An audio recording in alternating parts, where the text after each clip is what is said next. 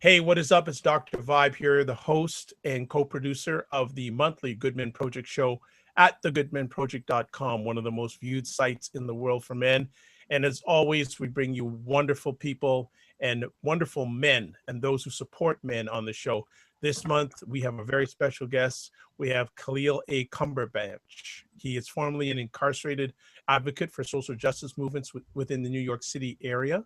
He has worked within the reentry community in New York City since 2010, when he was released after serving almost 7 years in the New York State prison system. Since his release, Khalil has worked with various nonprofits as a service provider, policy analytic, advisor, board member, collaborator, and consultant. He also graduated with his MS, his degree in MS, the Master Social Work program in May 2014. So we have a very good thought leader when it comes to the area of social justice and prison reform this month on the Goodman Project show. So we'd like to welcome Khalil. How are you, sir? I'm good, sir. Thank you so much for having me, and thank you to the Goodman Project and to the audience for inviting me to this show. Thank you so much. Well, the pleasure is ours, and I'm speaking on behalf of the Goodman Project, and also a shout out to Marie Roker Jones and the rest of the top people at the Goodman Project show for keeping this show going and keeping it alive. Well, Khalil, we don't have a lot of time for you to show this tonight, but can you give us the circumstances in which you ended up being incarcerated for 7 years? Sure. So my mother and I migrated to the United States from our native country of Guyana in 1986. And, you know, it was very much on the premise that that she wanted to build a better life for not only herself, but also for me. And she felt that the United States of America would provide those opportunities. You know, coming from a third world country, most people look at the United States of America as the golden opportunity, right? This is the land of opportunities. If you work hard, your results would reflect the efforts that you put forward. With under that premise, my mother migrated with myself and her when I was only 4 years old, and we ultimately landed in a neighborhood in Queens called South Jamaica. And South Jamaica is one of 7 neighborhoods that has historically and contemporarily feeds almost 70% of the New York State prison system. So that's 7 neighborhoods in the entire state of New York that feeds well over 2/3 of the prison population. So what does that say about those neighborhoods? It says that those neighborhoods are heavily impacted by not only high rates of unemployment, high rates of teen pregnancy, high rates of crime, but also are negatively plagued by high rates of incarceration, you know, high rates of school dropout, and so on and so forth. And it was in this neighborhood that I ultimately grew up, and this is where I had my adolescence. And in doing that, you know, for a single mother who is working and trying to support her family and you know, trying to raise a young man in a very tough environment, my mother did the best that she could. But when she ultimately reached a point where she couldn't any longer control me physically, it was then that I had my interaction with the peers that ultimately led me to commit a robbery when I was only 20 years old. So myself and 3 friends, we committed a robbery in November of 2002, which ultimately landed me in prison for 6.5 years. And this was my first time ever having any involvement with the criminal justice system. I was working since the age of 17. I had, you know, was a high school graduate. I was able to actually stay focused for that long and complete high school. And yet, and still, you know, the punishment that I received in many cases did not fit the circumstances of the crime. And it was in prison that I realized one of 2 things. One, I realized that prison just wasn't for me, that I had the ability and I had the skills and I had the support to not only avoid prison in the future, but to also share my story about my experiences. And 2, I realized that once I did get out, that I wanted to be a part of the solution and not a part of the problem. And the indirect revelation that I had once I realized that I was not a part of the solution was that I was ultimately a part of the problem. And that dynamically shifted my mentality while incarcerated, because I knew that once I got out, that I needed to have skills. And I'm not talking about skills in terms of cooking skills or skills in terms of learning how to be an electrician. I was talking about interpersonal skills, and more importantly, the empowerment of myself. That I knew that I needed those skills, that when I got out, that I was going to employ those skills to not only avoid coming back to prison, also sharing my story, but also helping others to avoid the same path that I ultimately went down. Excellent. One of the things that has already come up, a number of conversation pieces come up to my mind, the lack of a father figure growing up. Mm-hmm. How much of an impact did it have on you? Or did you have any male role models or male leaders in your life Mm-hmm. in your teenage years? Yeah, so my father was in my life until I was about 9 years old. And then at that point, he had relocated to the state of Florida in the United States. My father lived in New York City, spent time with me regularly. But at a certain point, he ended up relocating to Florida. And once that happened, I mean, I was like right at the precipice of adolescence. And many would argue that the time that in my development stage that I needed him the most, he wasn't there. So what happened was I ended up, as most young men will do, I ended up replacing that quote unquote father figure with someone who didn't necessarily have my best interests at heart. Someone who in many ways manipulated me, someone who in many ways forced me to instill false values that ultimately reflected themselves in my actions. And one of those values was that the most important person in anything that I did was me, right? So this idea of like, I'm just doing me, right? And, Khalil is the only person that matters. So everything else, all decisions that I make is revolving around that ideology. It was that same ideology that ultimately led me to make a series of bad decisions that ultimately led me to prison. So even though I did have these leaders and these role models and father figures in my life, just like in any impoverished neighborhood, most people are not going to be reflective of the values that's going to keep you out of prison. I mean, when you're growing up in a neighborhood where, you're walking down the street and you see crack piles on the floor and you hear gunshots at night, and, the police are not looked at as collaborators, but more as occupiers, all of that festers a mentality that in many ways continues to feed what we now know as the prison industrial complex, but also this movement called mass incarceration. I want, if you can, to reflect about manhood in the prison complex. You were incarcerated for 6.5 years. Mm-hmm. I guess a two-part conversation piece.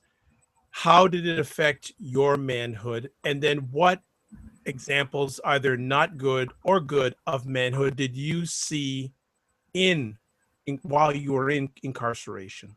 Mm-hmm. So that's an excellent question.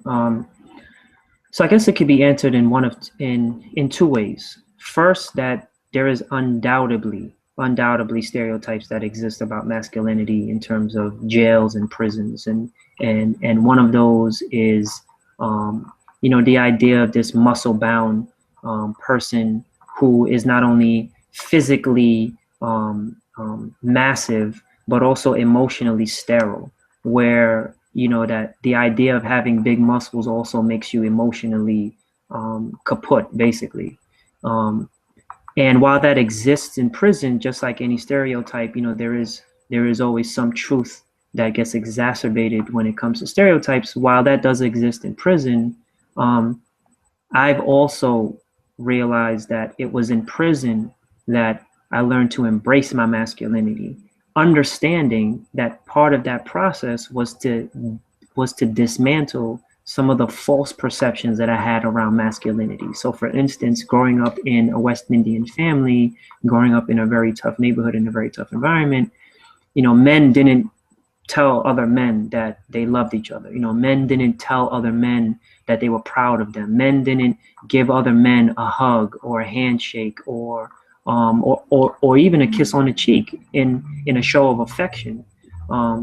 And that only happened between father and son. And in some cultures, that doesn't even happen at all.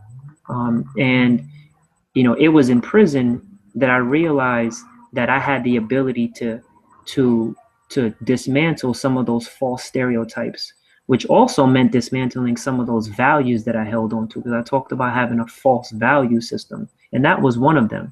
And it was in prison that I ultimately, for the first time, outside of my father and a few uncles that I had, told another man that I loved him, and told and showed that to them, and the compassion and the humanity and the dignity that I learned to display on a daily basis was from my interactions with other men in prison.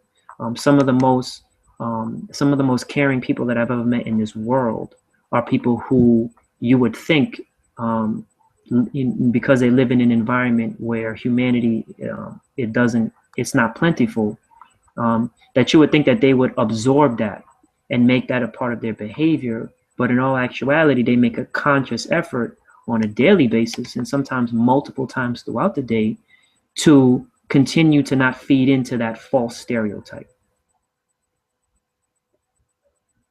Wonderful. Great sharing.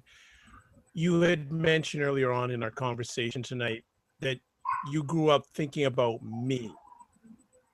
When did you realize, do you remember the moment that you said, it's not about me anymore, it's about more than me? Was that in prison? Was it outside of prison? When did that turn happen? I remember I was involved in a program that was teaching communication skills, nonviolent conflict resolution, empowerment, trust building skills. And I remember that at the end of this workshop, it was 3 days long. It was in the prison, in a maximum security prison. And at the end of this workshop, there was what they call the trust exercise. And the trust exercise consisted of one man standing on a table. So we're not talking about a chair, we're talking about a table, which is very high. And his back was facing the group. And he had to ultimately trust the group enough to catch him when he leaned back with all of his weight. Now, for some people, wow, they may hear that and they may say, oh, well, I've done that before in a company training, or, what's the big deal? But first, let me paint this context. You're living in an environment where trust is not something that's freely given. Trust is something that you guard. In many ways, you guard it just as much as your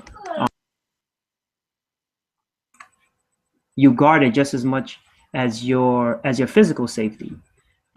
So what you end up doing is, when you talking about a trust exercise, you start talking about essentially letting go of some of those fears and insecurities that you have. So it was during this exercise that I did, and I also did with a group of about 20 to 25 other men, that I realized at that point that it was bigger than Khalil, right? I realized that what I needed to do was to, in many ways, let go of some of those insecurities and those falsehoods that I held on to as values, and in many ways as rock hard values. So, and at this point, I was already incarcerated for almost a year. So it wasn't like, me seeing the 40 feet prison wall for the first time was enough to scare me. It wasn't like being locked in a cell with another man double bunked scared me. It wasn't, seeing someone getting physically assaulted and almost beaten to death. That didn't pull me back. It was ultimately this, it was this exercise that made me realize that this was bigger than me.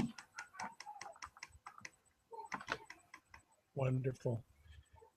So when you were released, was the passion for social justice, was that foundation already laid, or did it take some more healing to say, I want to start my journey into doing what I can in regards to social justice in men? Mm-hmm. Yeah, well, my journey started, it started in 2004 when I went upstate. But in many ways, it had not fully come to maturation until the day I was released.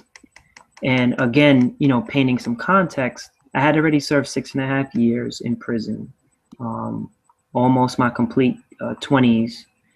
And freedom at one point became something that was very much, it wasn't tangible. It wasn't something that I could literally imagine. It was something that I could figuratively imagine, something that I aspired to, and something that I knew would happen for me one day. But unlike many thousands of people incarcerated who are serving life sentences, I knew that at some point I was going to be released. And but still, that hadn't actualized with me until the day I was released, when the officer called in on his radio and said, in prison jargon, so to speak, one on the gate. And what that really meant was that I was one person that he was escorting through the gate.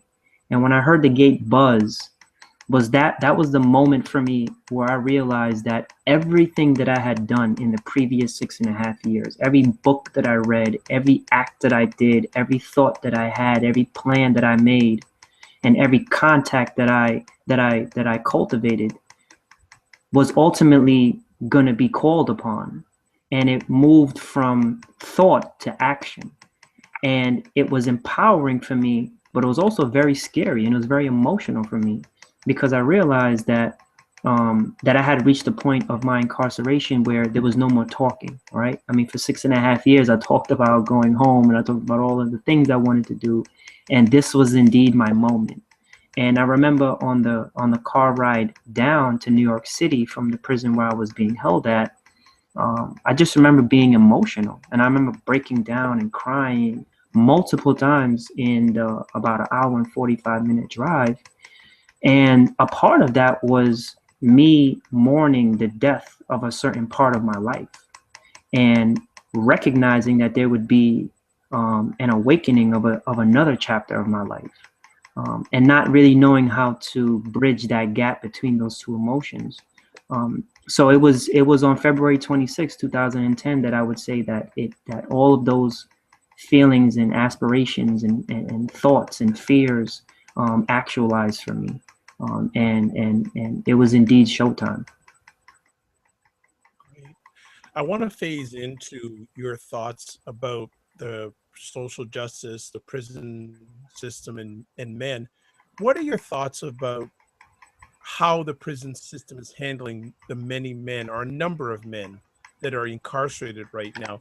You were part of that system internally, and now you're an advocate in wanting to improve the situation. But from where you were and where you sit right now, what is the prison system doing to many of our men that are in that system right now? Mm-hmm. It's an excellent question. So I'm just going to run down the statistical jargon for all the listeners and viewers. So the United States of America consists of 5% of the world's population, but yet and still we hold 25%. So that's 1/4 of the world's population, of the world's incarcerated population. We incarcerate more people than China and India and Russia and many other countries combined. Now, what that says is that ultimately we have reached a point in our historical lifetime where we now house more than 2 million men, women, and or children in either a jail, a community correctional setting, or a prison. On top of that 2.3 million, we have another 7 million people who are on some form of community supervision. So whether they are out on bail, whether they are serving probation, whether they're serving a certain portion of their sentence in the community. And then we have another 65 million people. So that's almost 1/5 of our population in this country have some form of a criminal record. So what that says, just in sheer numbers, is that what we in this country use to handle many of the, to address and to handle many of the social ills that exist in our communities, predominantly communities of color, predominantly communities that are economically starving, is law enforcement. So what happens is we use law enforcement as a tool to enforce some of the most pettiest of violations. So for instance, public urination, can lead to a person being arrested and ran through the jail system. Something like someone is quote unquote disturbing the peace, that can also lead to a person being arrested and ran through the jail system. And what we're seeing now is this increased use of prison to control and to house people who owe some form of a debt, right? So in the United States, this is a growing phenomenon where someone who can't pay a certain debt, whether that debt comes from child support or restitution fees or some other fine, or maybe they received a traffic violation that they couldn't pay, and ultimately a bench warrant is issued for them. That's what we're seeing a huge upsurge in. And in cases like what happened to the brothers Freddie Gray in Baltimore and Walter Scott in North Carolina, Rekia Boyd in Chicago, what we're seeing is that law enforcement in many ways are being called to handle some of the most minuscule and miscellaneous quote unquote violations that are happening in many cases in communities of color. So what we're seeing now is law enforcement's view that when there are a hammer, everything looks like a nail. So in the case of Walter Scott, he was allegedly stopped for a tail light being out, and ultimately he had a bench warrant because he couldn't afford a certain amount of his child support payments. So what ultimately ends up in his case is the worst case scenario, where he gets, where his humanity gets taken from him and he gets treated in a manner that is very much like an execution, unless, and his human rights were basically stolen from him. What we're seeing is cases like Freddie Gray, who was stopped allegedly because he had made eye contact with a police sergeant or a police lieutenant and took off running. But what that really, it's not about him running. It's about the fact that this mentality exists on the law enforcement side, that says, again, that when you're a hammer, everything looks like a nail. So just because of the mere fact that he made eye contact and took off running, that is grounds to stop and harass him and ultimately murder him. I mean, essentially in cold blood. 80% of his spine was severed. And even now, the police chief and other officials in Baltimore have admitted that there was wrongdoing. So what we're seeing is the use of law enforcement to address some of the social ills. And when law enforcement is coming in to try to address these issues, they're not looking at it from a social worker perspective or from an empowerment perspective. They're looking at it from the perspective that everyone is a threat. And unfortunately, that threat looks like, in many cases, Black and brown people. What effect is having so many, especially men, incarcerated in America having on American families, American community, and America as a country? Yeah, I think when we think about the term family, there are obviously some traditional ideals that we hold of that term family. And what that means is, you have two parents that are working collaboratively to raise children or other siblings. What happens is when you remove one of those parents, whether it's through incarceration or early death, what you're seeing is a perpetuation of a broken family cycle. And what that means is that everything that stems from high rates of unemployment or high rates of underemployment, because just because a person is employed doesn't necessarily mean that they have all of the finances that they truly need to live and survive and pay for some of the most expensive things. And then what that leads to is high rates of delinquency. We see high rates of truancy. We see high rates of health-related issues. We see high rates of police involvement, because one parent, as you know from before the show started, I mean, my wife and I, we have 2 young daughters. I can only, living that life with 2 parents and then having that taken away could essentially put a family in a perpetual cycle of whatever, right? A perpetual cycle of unemployment, a perpetual cycle of incarceration, a perpetual cycle of poverty. And that's essentially what happens when you remove a parent. But also there is an extra added level of stigma and depression and oppression that stems from when you remove a parent because of incarceration, because there's an entire stigma that comes with that, right? I mean, children are in many ways very innocent, right? So when you raise your children to believe in quote unquote right and wrong, it's very hard to explain to a child that a loved one, let alone a parent, is incarcerated, because of a quote unquote bad decision. I mean, children in many ways don't understand that context, right? And whether a person is innocent or guilty, all that they know is that jail or prison is for quote unquote bad people, right? So there's an entire stigma that comes with that. And that stigma is not something, it's not like a light switch. It's not something that goes on and it's not something that comes on and goes off.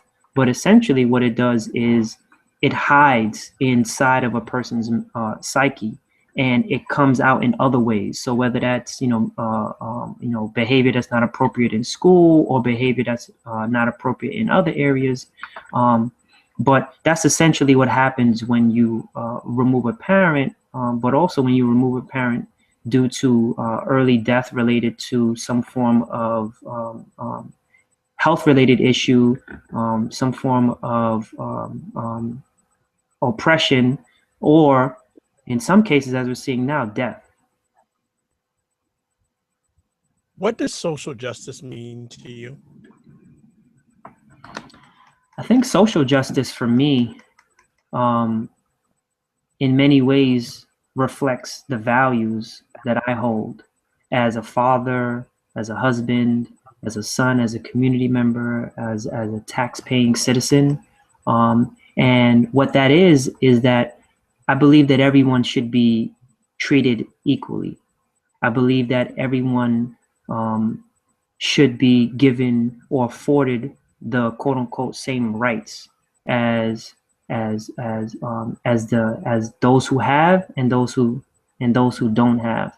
I believe that a person has the right to walk down a street and wear what they want and not have that be the reason why they're profiled or discriminated against.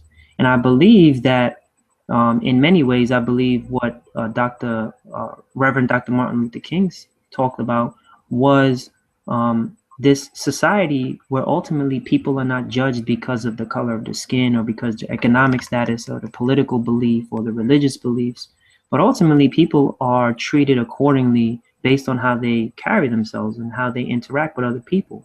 And in terms of mass incarceration or the prison industrial complex, I believe that social justice should reflect the values that we hold as a country, right? I mean, we all believe that the justice system should be just, right? We all believe that people should have personal accountability, but also that same level of accountability should be extended to the same system that is responsible for their quote unquote well-being.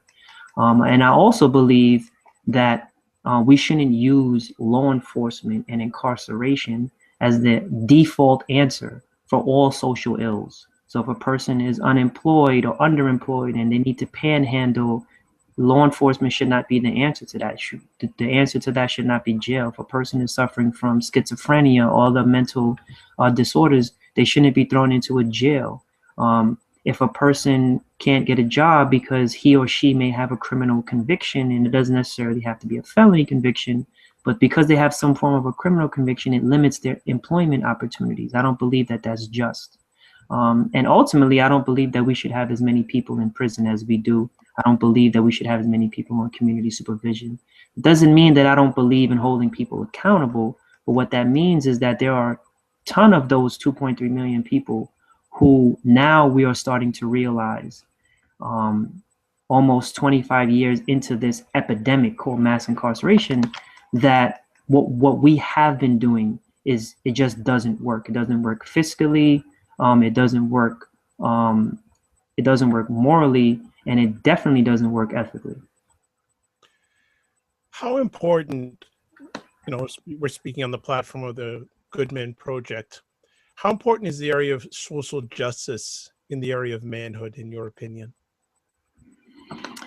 So I think manhood, in many ways, has to reflect values that that empower those around him. I think that being a man, in many cases, means putting yourself last, and I think that manhood, in terms of social justice, should also be viewed as a leadership role. That the best form of leadership is not the person who is at the front of the line, but the person who empowers others to be at the front of the line.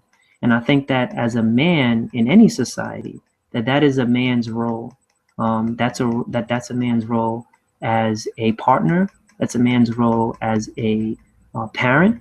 That's a man's role as a community member, as a larger member of the global world, but also carrying themselves with that same mentality on a daily basis. And obviously, I get accused a lot of having this euphoric mentality, but ultimately, I believe that that's what's needed. I mean, we are living in a society that has been damaged and polluted so much that the only thing that is drastically going to change that in a relatively short period of time is to do something equally as drastic on the other side of the pendulum. And that's why when people ask me those questions, I believe in these quote unquote most euphoric beliefs, and I have these most euphoric pictures in my mind, that a man should be a pillar in many ways, right? A pillar of strength, a pillar of light. And when I say strength, it doesn't necessarily mean physical strength, because physical strength is the outer representation of what's really inside. So I believe, in terms of social justice and manhood, that a man should look to empower those around him, and that should be done not only for his family, but for his community and for the larger society in general. Well, as we wind down our conversation, it's been really, really good. I want you to give any calls to action for men that are inside or part of the prison industrial complex right now, and those who are not part of it. If you have calls to action. Mm-hmm. Sure. For anyone that's serving any prison time, because there's different classifications. So the people who will have an opportunity to return to society, and unfortunately, there are people who will end up serving life in prison. I think in either circumstance, it's really about reaching a point where you realize that it's about legacy, and legacies can exist inside and outside of prison. Now, for those who get a chance to leave, then obviously, yes, their legacy would have a wider reach. But for those who ultimately will serve life in prison and die because of some of the most draconian laws ever concocted that we have in this country, they also have a belief to understand. They also should have the belief that they can also too recreate a legacy that's greater than the one that they may have left behind. And a prime example of that is Stanley Tookie Williams, who, in terms of the pendulum, has swung to both extremes. I mean, this is a man who founded, in a very social and radical way, one of the oldest and largest gangs in the United States of America, called the Crips. And also too, that lifestyle, once it led him to prison, he realized that he wanted to rebuild his legacy, and he ultimately wrote a series of child novels, and ultimately was nominated as a Nobel Peace Prize winner. So and for any men who are on the peripheral of the prison industrial complex, to carry that same banner, that one, it's about legacy, but also two, it's about understanding that freedom doesn't merely come with not wearing chains, and not physical chains, but maybe mental chains. But freedom is essentially to live in a way that enhances and recognizes and respects the freedoms of others. And whether that freedom is something physical or it's mental, they still have to live in a way where it recognizes that. So things like, hearing stories about someone, an unarmed black and brown male being shot, having his spine 80% severed, being shot in the back 8 times as he ran away unarmed, for that same exact fear, for the fear that his life was in jeopardy, that is a responsibility as a man to have those conversations with other people. And those conversations could be difficult sometimes. Those conversations can be at the dinner table, they can be at a conference table, they can be at a lunchroom table, but nevertheless, to understand that they have a responsibility to directly challenge those false perceptions, and to address some of the and to address some of the social ills like mass incarceration. As we close off, my final conversation piece for you to share tonight is, what is your call to action when it comes to the social justice or the criminal justice system in America? I think, one, we need to acknowledge that it exists. I mean, there are so many people that when you talk to them about mass incarceration, you may as well be talking to them about a unicorn, because they literally do not know that it exists. They don't know the sheer amount of people that are involved in it, that are snatched up into it like a wide net. So I think that that's the first thing, that one, that we need to recognize that it exists, and then two, we need to ask ourselves, what are the true empowering, helpful, cost-effective, both fiscally and morally, responses to some of the worst social ills that we have in our country? And the answer to that should not be law enforcement. If someone has a mental illness, the police should not be called. If someone is homeless, that should not put them at risk of being thrown into jail. If someone can't afford to pay a debt that they owe, the first answer should not be to throw them in prison. So those are just two that I can offer. And then also to be willing to have conversations that could be difficult at times, right? So many times we talk about lessening the prison population, but then the next question that someone could logically ask is, well, what are we saying? That we don't want to hold people accountable for their actions? But no, that's not what we're saying. What we're saying is that in many cases, the punishment does not fit the action.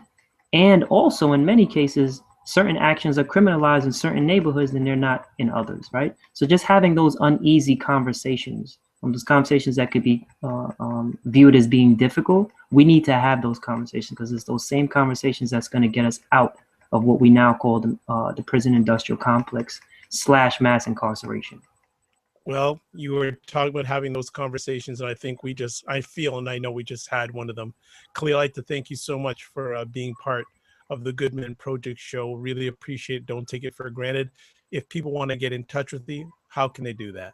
Sure. So I want to thank you and the Good Men Project and Marie Roca Jones for continuing to create this forum and this platform for people like myself who've been directly impacted by the issues to come on and to hopefully enlighten some of the viewers and listeners. If anyone wants to get in contact with me, I'm on social media, primarily Twitter. For those who are on Twitter, my handle is at Kha, Kha, Cumberbatch, Cumberbatch.